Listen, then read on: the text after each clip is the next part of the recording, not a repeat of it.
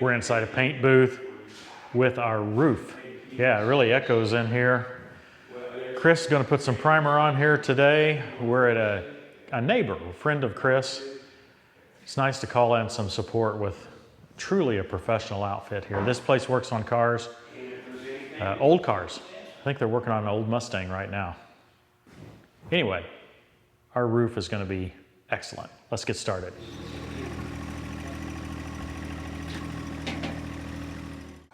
So you run it through this strainer. Correct. And then you've thinned it a little bit. Yep. 10% you said. Yep. And now I'm stirring it to mix it up. Okay. And then we're going to strain it a second time going into the gun. Okay. And that way we've got it absolutely the best we can before we get ready to spray it onto our... Okay. Food. If we didn't do that, we'd like plug the tip of the gun, you think, or? It wouldn't necessarily plug the tip of the gun. What it would do is it would throw out a little clod of something. Okay. So it'd be like dirt or a little, if this was not stirred real well and you had a little bit of hardening, everybody's seen a paint can, it's got a little bit of something around the edge. Yeah. You don't want that to come out of this gun onto your surface because you're going to have to sand it out and rework it. Now let me just say that this is a lot of overkill over what I would expect to do. This was not what I had in mind when I first thought about fixing it. I thought we would do it the cheap way. I didn't think we would do it the expensive way and the fancy way. I was going to be real cheap about it, but if you work with Chris, you've got to go over the top. There's only one. Either the best or not at all. Sorry.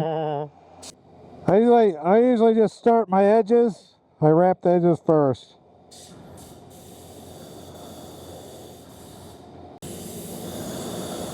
Chris called this the tack coat. You'll notice that he's not putting much primer at all on this surface. Quite a powerful exhaust fan here on the left. And on the other side, as well as behind my head, you'll see some filters. The filters you can see are actually sealed off, but to Chris's right, or you might say in front of me, is a whole wall full of those filters. The result is that the dirty paint-filled air goes out through the fan, and filtered air comes in from the room next door. There's also a whole row of heat exhaust vents right beside those filters. So essentially all of the heat that's coming into this room is being sucked in through those filters. It's quite a setup, clearly designed by a couple of perfectionists. Are you trying to cover it entirely right now, or are you going to do a little bit and then let it dry? It's just, yeah, this is a tack coat. Your first coat goes on, you want it to bind, and then you're going to see me lay it on a lot wetter, and I'll be covering up any place that's not green, any place that I've gone through the green. Okay. A lot more paint this time. That looks beautiful. Really only waited 3 to 5 minutes after this initial coat, but it was so thin and this huge airflow coming over it that it dried really quickly. This is a little more detailed even than a typical body shop would use. Ken and Chris work exclusively on show cars, so they are aiming for absolute perfection. I'm not really sure the old auction 3520 with 3,650 hours on it is needing that perfection. No evidence at all of the crack. None at all. They volunteered while I was here to do some sandblasting. This is kind of an experiment. This is the cab left-hand console piece, and I've shown you it looks pretty bad, right? So we've got some bad spots right in there. Probably have to get a new sticker for it, but we'll see if we can make it look better. If we can't, well, the right side will just stay as it is. The right side's actually worse than this one, but it's a lot harder to get off. So I thought I would start with this one, see what we could do. So these are glass beads, right? Yeah. Yeah, so they're pretty fine. But it will take paint off, which you can see. Yeah. Not doing a whole lot in there, is it? Well, where is it? Well, We'll it's hard pull to it out in a tell. minute, we'll look at it. Yeah, where it's really dirty or scuffed real bad, I agree with you. It's a test. That's weird. I think you get more out of it. Go along that bottom edge there and see if you can get that, see that burr off of there? Yeah, take that off. Oh, see, that looks better. Now go down to that black mark in the corner and see if we can get it out.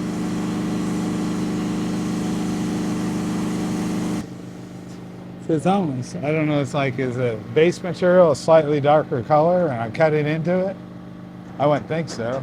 I don't think so. No? Did it clean it up any better?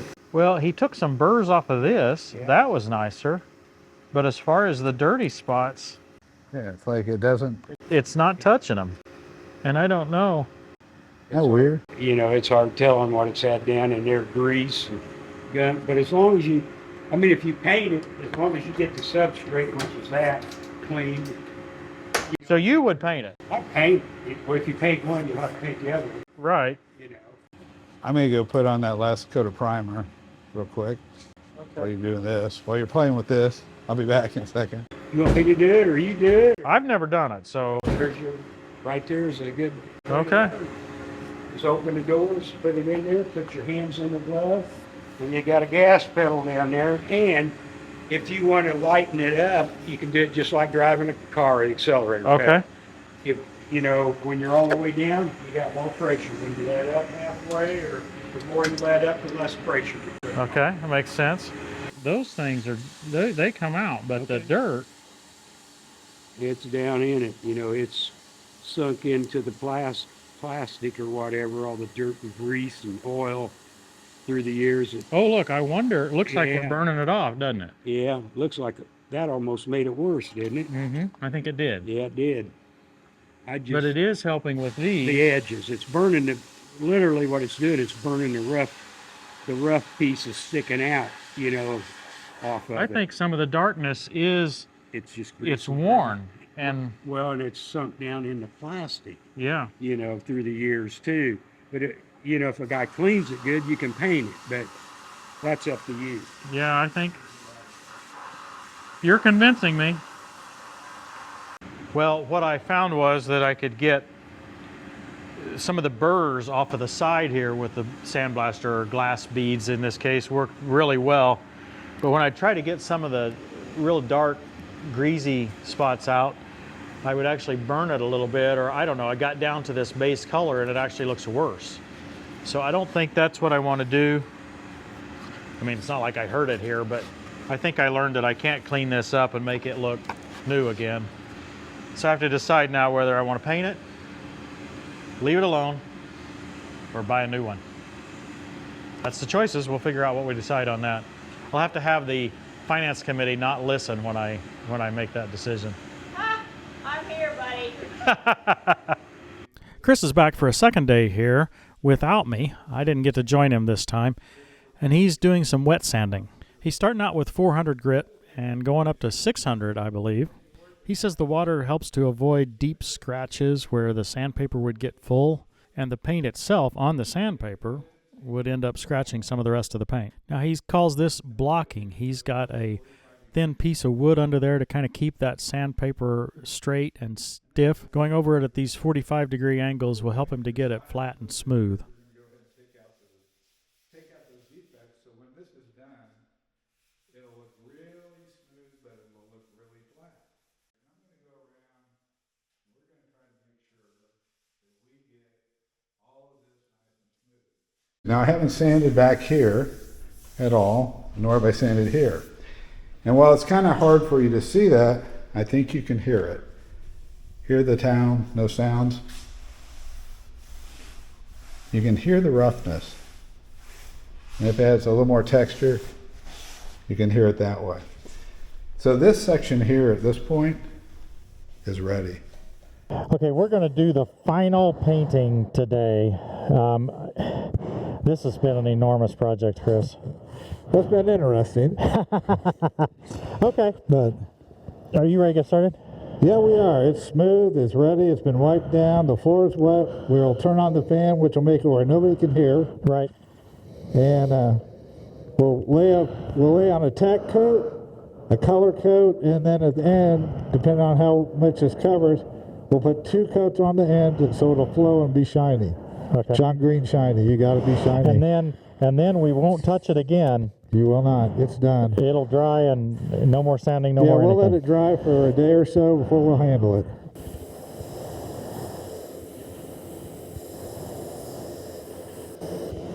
Finally, it's turning green. So we had the crack in the side of the roof there, and we had to fix it. Water was going to get into a bad place. So that's what got us started on this project. Not only had a lot of commenters said, oh, this is easy, you can dive into this, just go ahead and fix that.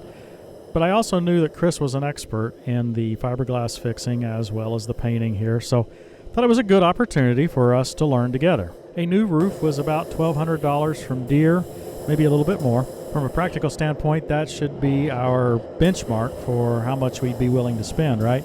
Certainly no more than that. So let's go to the other extreme. The bare minimum we could have done would have been to have fixed the crack and left it non-painted at all. We had about $50, maybe $75 in supplies for that aspect of the project. We had a complete video on it earlier if you want to see that.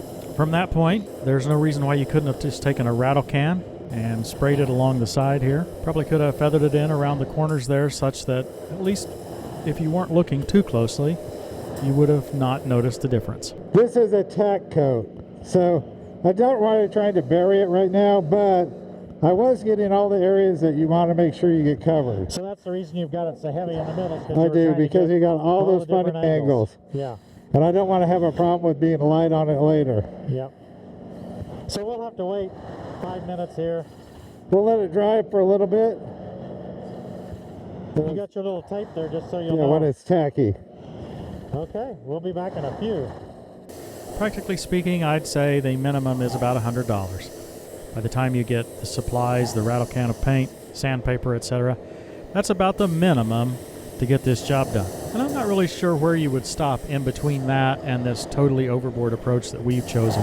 But we probably got $500 to $600 worth of cost in this already, just with the way Chris wanted to do it. And we've used this incredible facility, no telling how much it costs, as well as 2 different $500 plus paint guns here for primer and paint. So even considering our time as worthless, we've got half as much at least as a new one before we consider any of the fixed costs. If you're detecting a bit of skepticism from me on whether this was all worth it, well, you're detecting properly. I kind of wish we'd have chosen the $100 approach just to see how it looks, and then if we weren't satisfied, went with this full approach. I think it might have been more educational for you, and it might have been more educational for me to see what you could do on the cheap.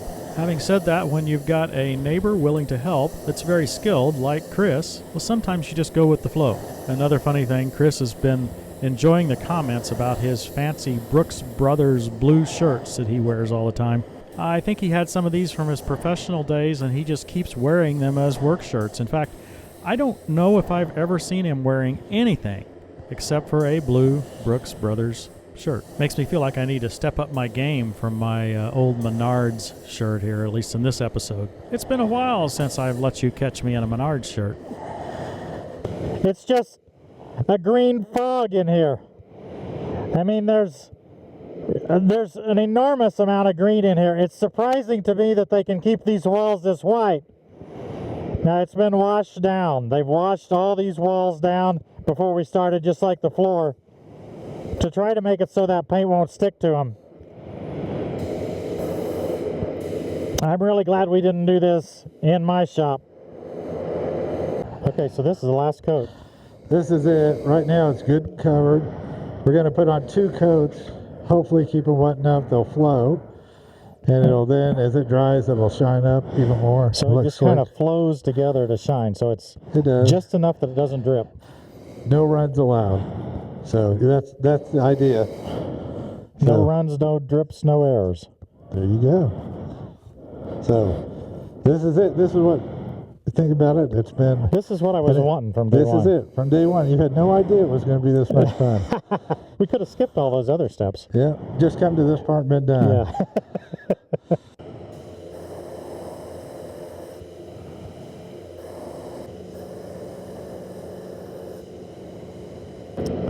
It's green.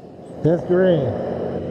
Well, that's it for this episode, folks. We've done a lot more on this thing than I thought we would, Chris. I really appreciate your help on it. It's been a good project. At this point, it'll just sit there and kind of dry and flow out and look really pretty. Now, on our next episode, we're going to work on the air conditioner and some of the vent work up there, some sealing, some specific things that we've been working on for quite some time, thinking about. We've had help from viewers. So that's what we're going to focus on next time, and hopefully we'll put the roof on and have that all done. So until then, thanks for watching, everybody, and we'll see you next time on Tractor Time with Tim. Therefore, since we are God's offspring, we should not think that the divine being is like gold or silver or stone, an image made by human design and skill.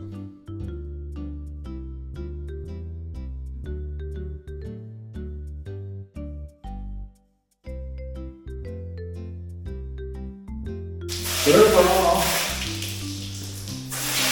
this is about ready for Tim and Christy to come back, and our next video we'll be sitting there painting it and putting the final coat on.